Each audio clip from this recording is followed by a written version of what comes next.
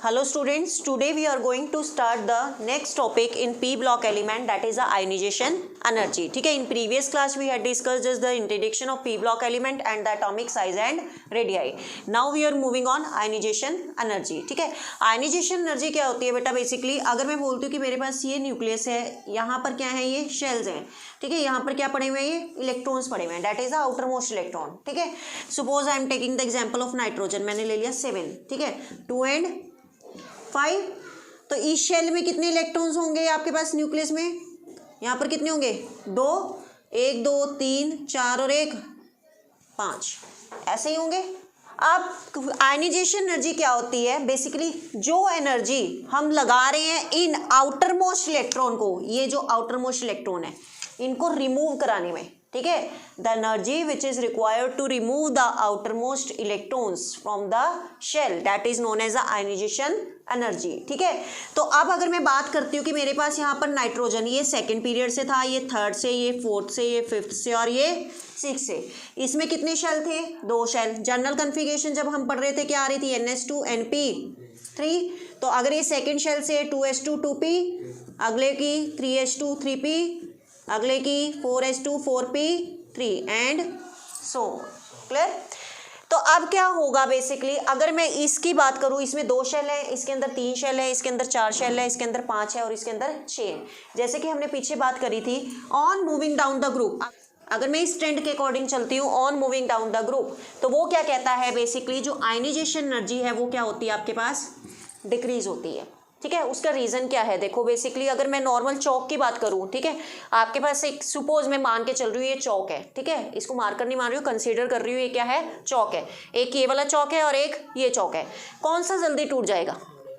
बड़े वाला ना, क्योंकि साइज क्या है? बड़ा है. इसको आपको बहुत ज़्यादा एनर्जी देनी पड़ेगी तोड़ने के लिए, क्यों? साइज क्या है? छोटा है. तो अगर मैं इसकी बात करूं, जब मैं मूव कर रही हूँ नाइट्रोजन टू बिस्मथ, साइज किसका बड़ा है? नाइट्रोजन का क्या बिस्मथ का? बिस्मथ का.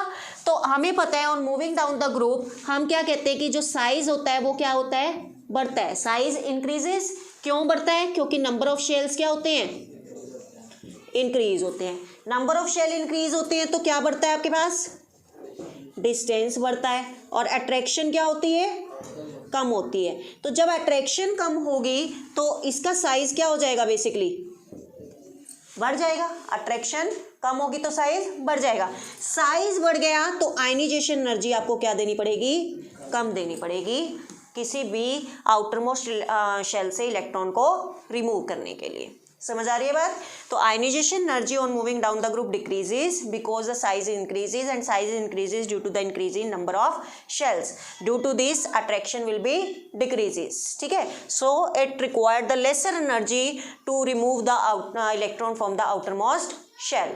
Hence we can say that ionization energy decreases on moving down the group. Clear है बेटा? इतनी बात क्लियर है? आयनाइजेशन एनर्जी क्या होगी on moving down the group? Decrease होगी. या फिर आप एक शॉर्ट फिनोमिना याद रख सकते हो, ionization energy is inversely proportional to the atomic size. ये कंसेप्ट याद रखो. साइज बड़ा, आयनाइजेशन एनर्जी कम, साइज छोटा तो आयनाइजेशन एनर्जी ज़्यादा. क्लियर है? ये कर लोगे. नेक्स्ट, अगर हम बात करें किसकी? पीरियड्स की. अब आपको पता है यहाँ पर नाइट्रोजन है, इससे पहले क्या आता है? कार्बन. अगर मैं यहाँ पर बात करूँ कार्बन एंड देन नाइट्रोजन, ठीक है, इसका एटॉमिक नंबर 6 और इसका 7. Configuration 1s2 2s2 2p 2 1s2 2s2 2p3, ये रहेगी इलेक्ट्रॉनिक कॉन्फ़िगरेशन. अब अगर आप देखो यहाँ पर ये भी सेकेंड शेल से बिलोंग करता है और ये भी सेकेंड शेल से बिलोंग करता है. शेल्स तो क्या है? सेम है. बट यहाँ पर आउटर मोस्ट शेल में कितने इलेक्ट्रॉन है? 2 और यहाँ पर 3. यही है ना? पी में यहाँ पर कितने जा रहे हैं? 2 इलेक्ट्रॉन और यहाँ पर कितने जा रहे हैं? 3. तो जब हम left to right in a period move कर रहे हैं तो हमारे पास क्या हो रहा है? आउटर मोस्ट शेल के इलेक्ट्रॉन्स क्या हो रहे हैं? बढ़ रहे हैं. तो मतलब अगर यहाँ पर टोटल में प्रोटॉन की बात करूँ, यहाँ पर अगर कार्बन के पास कितने प्रोटॉन है? टोटल 6. नाइट्रोजन के पास 7. तो मतलब हमारे पास यहाँ पर जो इफेक्टिव न्यूक्लियर चार्ज है वो क्या कर रहा है? इंक्रीज हो रहा है बाय 1 यूनिट. ठीक है ना, क्योंकि जितने ज़्यादा प्रोटॉन होते हैं न्यूक्लियस उतना ही ज़्यादा क्या होता है, पावरफुल होता है, और जितना ज़्यादा न्यूक्लियस पावरफुल होता है उसकी टेंडेंसी होती है इलेक्ट्रॉन को अपनी तरफ खींचने की, और जब इलेक्ट्रॉन को वो अपनी तरफ खींचता है मतलब अट्रैक्शन क्या होगी फिर उसकी वजह से ज़्यादा होगी। किसकी अट्रैक्शन ज़्यादा होगी, कार्बन की कि नाइट्रोजन की? नाइट्रोजन की। क्यों? क्योंकि पावरफुल न्यूक्लियस किसके पास है, नाइट्रोजन के पास। इसके पास प्रोटॉन्स कितने हैं, 7, और इसके पास कितने हैं, 6। ठीक है ना। आप जब इसको ड्रॉ करोगे बेसिकली, अगर आप देखते हो कि यहाँ पर न्यूक्लियस है, न्यूक्लियस में एस शेल में 2 इलेक्ट्रॉन और पी शेल में 2 इलेक्ट्रॉन है। यहाँ पर एस शेल में 2 है और पी में कितने हैं, 3 है। ठीक है, या फिर आप नॉर्मल कंसेप्ट लगा लो, कार्बन 6, 2 और 4, नाइट्रोजन 7, 2 और 5। यहाँ पर कितने हो गए, 2 और फिर कितने हो गए, 4। ठीक है, यहाँ पर 2 और फिर कितने हो गए, 5। ठीक है, तो आउटर मोस्ट इलेक्ट्रॉन इसमें बढ़ा है ना, तो जब इसके अंदर बढ़ गया तो पावरफुल न्यूक्लियस कौन सा होगा, ये, क्योंकि इसमें प्रोटॉन्स ज़्यादा बढ़ गए। तो ये न्यूक्लियस इन इलेक्ट्रॉन्स को अपनी तरफ जल्दी से खींचेगा, और जब खींचेगा तो अट्रैक्शन क्या हो जाएगी, ज़्यादा हो जाएगी। अट्रैक्शन ज़्यादा हो जाएगी तो इसका साइज क्या हो जाएगा, रिड्यूस हो जाएगा। तो हम क्या कह रहे हैं, on moving left to right in a period size क्या होता है आपके पास, साइज क्या होता है, और जब साइज डिक्रीज हो गया तो आयनाइजेशन एनर्जी क्या होगी, ज़्यादा होगी। तो यहाँ पर आयनाइजेशन एनर्जी क्या हो जाएगी, इंक्रीज हो जाएगी अकॉर्डिंग टू जनरल कॉन्सेप्ट। समझ आ रही है बात। जनरल कंसेप्ट में डाउन द ग्रुप में आयनाइजेशन एनर्जी क्या होती है, डिक्रीज होती है, और on moving left to right in a period क्या होती है, इंक्रीज होती है। क्लियर है। आंसर आपने वही डालना है जो हमने एटॉमिक साइज में पढ़ा है।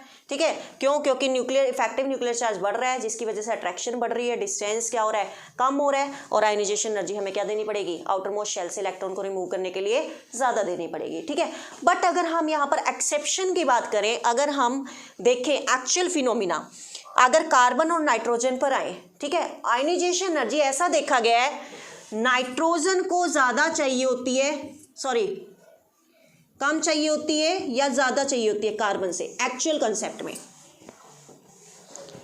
एक्चुअली ज़्यादा ही चाहिए होती है। तो इसका और क्या रीज़न हो सकता है, यस अगर हम इस कंसेप्ट के अलावा कहीं पर अगर हमें एक्सेप्शन लगानी हो, क्योंकि अभी इस केस में तो ये अप्लाई हो रहा है और अगला नेक्स्ट केस आएगा वहाँ पर ये चीज़ अप्लाई नहीं होगी, ठीक है ना, वहाँ पर हमें एक्सेप्शन यूज़ करनी पड़ेगी। तो अगर हम इसके अलावा कि न्यूक्लियर चार्ज हमारा बढ़ रहा है, न्यूक्लियर चार्ज बढ़ने की वजह से हमारे पास साइज डिक्रीज हो रहा है, तो आयनाइजेशन एनर्जी बढ़ रही है। अगर हम दूसरा कॉन्सेप्ट देखें, यहाँ पर कार्बन के पास क्या है, कितने हैं, पी में 2 इलेक्ट्रॉन, यहाँ पर पी में, तो पी में अगर मैं बात करूं 3 इलेक्ट्रॉन, मतलब हाफ फील्ड क्या है, स्टेबल है।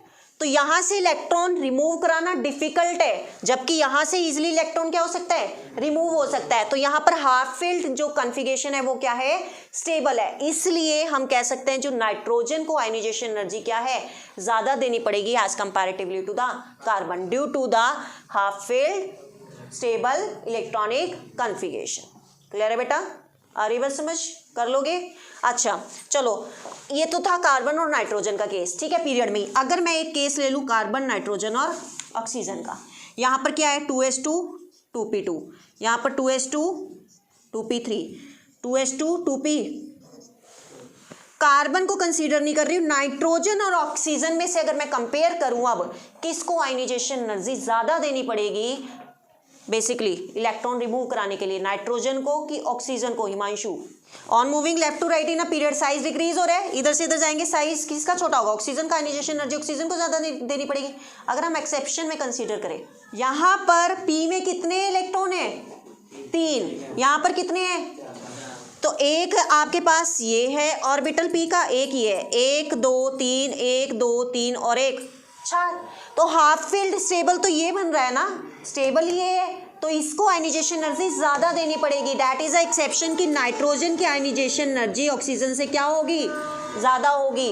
हम जनरल ट्रेंड नहीं यूज़ करेंगे, आपको ये चीज़ें भी देखनी पड़ेगी। जनरल ट्रेंड के अकॉर्डिंग तो क्या है, ऑक्सीजन की आयनाइजेशन एनर्जी ज़्यादा होनी चाहिए, क्योंकि on moving left to right in a period size किसका कम हो रहा है, ऑक्सीजन का, तो साइज कम हो रहा है तो आयनाइजेशन एनर्जी इसकी ज़्यादा होनी चाहिए। बट हम सेकेंड फैक्टर क्या कंसीडर करते हैं, यहाँ पर देखा गया है कि हाफ फील्ड क्या है, बेसिकली स्टेबल है, यहाँ पर हाफ फील्ड नहीं है ना ही फुल्ली फील्ड है। तो जहाँ पर हाफ फील्ड या फुल्ली फील्ड इलेक्ट्रॉनिक कन्फिगरेशन बन जाती है वहाँ पर वो जो कन्फिगरेशन होती है वो क्या हो जाती है, स्टेबल हो जाती है, वहाँ से इलेक्ट्रॉन रिमूव कराना क्या हो जाता है, डिफिकल्ट हो जाता है। तो इसलिए हम कहते हैं कि नाइट्रोजन को आयनाइजेशन एनर्जी ज़्यादा देनी पड़ेगी एज कंपैरेटिवली टू ऑक्सीजन।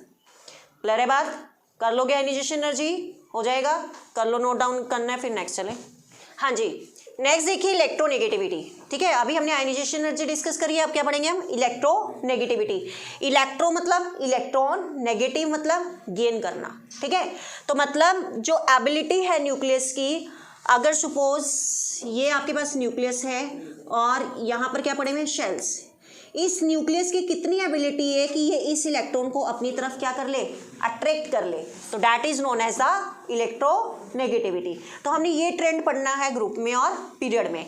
जैसे आपको पता है, आपके पास हम ग्रुप 15 पढ़ रहे हैं, नाइट्रोजन, फॉस्फोरस, आर्सेनिक, एंटीमनी और बिस्मथ। ठीक है, तो आपको पता है नाइट्रोजन में कितने शेल हैं, 2 शेल है, फॉस्फोरस में 3 है, अगले में 4 हैं, अगले में 5 हैं और अगले में 6 हैं। ठीक है, तो अगर मैं बात करूं यहाँ पर एटॉमिक साइज किसका बढ़ रहा है, जैसे कि हमने फर्स्ट लेक्चर में डिस्कस करा था, और moving down the group atomic size increases, तो एटॉमिक साइज नाइट्रोजन का बढ़ा है कि बिस्मथ का बढ़ा है, बिस्मथ का बढ़ा है।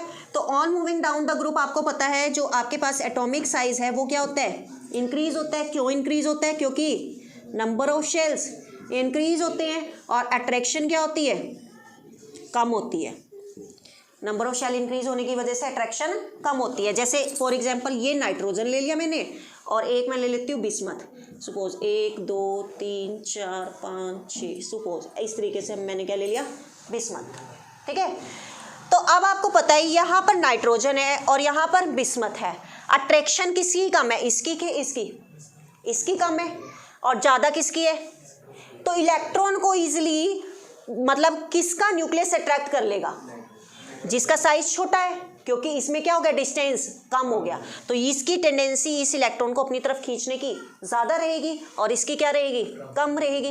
तो जब अट्रैक्शन डिक्रीज हो रही है तो मतलब क्या होगा, उसका इलेक्ट्रोनेगेटिविटी क्या होगी, डिक्रीज हो जाएगी। You have to write the same answer which we have learned in the atomic size और एटॉमिक रेडियाई। ठीक है, यहाँ तक आपको सेम आंसर लिखना है। तो यहाँ से आप एक कंक्लूजन निकाल सकते हो कि atomic size is inversely proportional to the electronegativity। अरे बात बेटा समझ क्लियर है, इसका साइज क्या है, छोटा है, इसकी अट्रैक्शन ज़्यादा रहेगी, तो इसकी न्यूक्लियस कितनी टेंडेंसी होगी कि वो आउटर मोस्ट इलेक्ट्रॉन को अपनी तरफ क्या कर सके, खींच सके। ठीक है, तो जितनी जल्दी खींचेगा उसकी इलेक्ट्रोनेगेटिविटी उतनी ही ज़्यादा होगी। इसकी क्या है, डिस्टेंस ज़्यादा है, अट्रैक्शन कम है, तो ये न्यूक्लियस इलेक्ट्रॉन को अपनी तरफ इतने ईजिली नहीं खींच पाएगा क्योंकि डिस्टेंस ज़्यादा हो गया, जिसकी वजह से इसकी इलेक्ट्रोनेगेटिविटी क्या हो जाएगी, डिक्रीज हो जाएगी। क्लियर है, कर लोगे। तो on moving down the group electronegativity decreases. Clear, next आ जाओ पीरियड्स में। अगर मैं बोलती हूँ यहाँ पर कार्बन है, यहाँ पर क्या है, नाइट्रोजन, इसकी कन्फिगरेशन 2s2 2p2, इसकी 2s2 2p3।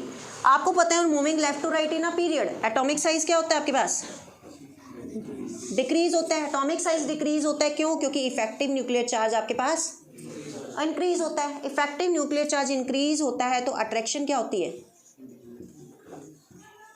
इंक्रीज होती है। अट्रैक्शन इंक्रीज होती है तो मतलब लेफ्ट टू राइट हम मूव कर रहे हैं, तो किसकी अट्रैक्शन ज़्यादा है, नाइट्रोजन की कि कार्बन की, नाइट्रोजन की। तो इसकी अट्रैक्शन ज़्यादा है तो इसकी इलेक्ट्रोनेगेटिविटी भी क्या होगी, ज़्यादा होगी। क्लियर है, ये इंक्रीज का साइन होता है और ये डिक्रीज का। ठीक है, जो मैं यहाँ पर यूज़ कर रही हूँ, मैं शॉर्ट फॉर्म में डाल रही हूँ, आपको क्या करना है, बेसिकली कंप्लीट लिखना है। क्लियर, तो how will you give the answer, on moving left to right in a period atomic size decreases because effective nuclear charge increases, due to this attraction will be increases। attraction increase होगी तो ability to attract the outermost electron toward the nucleus by itself is also increases, so we can say that the electronegativity increases। Clear, तो आपको ये ध्यान रखना है, और moving left to right in a period electronegativity क्या होगी आपकी, इंक्रीज होगी, और डाउन द ग्रुप क्या होगी, डिक्रीज होगी। क्लियर है बेटा, तो यहाँ पे हम ये दो प्रॉपर्टीज खत्म करते हैं, इलेक्ट्रोनेगेटिविटी एंड आयनाइजेशन एनर्जी। ठीक है, नेक्स्ट लेक्चर में आएंगे बेटा नेक्स्ट वीडियो के साथ। इन मीन टाइम अगर आपको कोई प्रॉब्लम होती है then you can do comment and ask. Okay, thank you.